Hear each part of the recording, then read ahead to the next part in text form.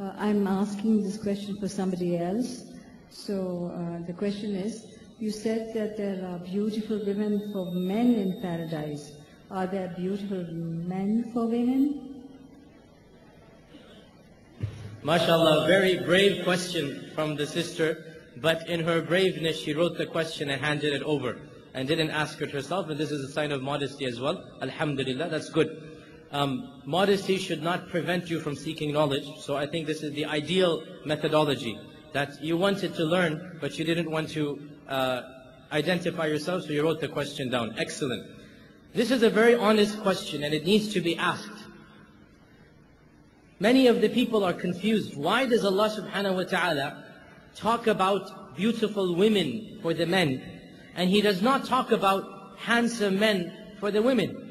Will not the women also be blessed with a mate and spouse in Jannah?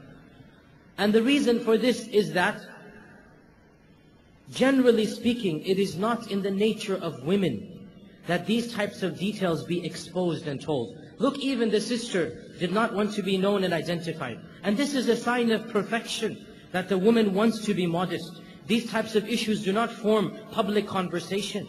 And so the Quran does not emphasize this point. It doesn't publicize it. But the reality is, as the Prophet ﷺ said, وَلَيْسَتِ الْجَنَّةِ أَعْزَبْ. There is nobody in paradise who shall remain single. So if a sister was married to a person in this world, they shall be in Jannah eternally together, and that will be sufficient for her. She will not feel any jealousy. She will not feel any envy that the man has been blessed with other hur in Jannah.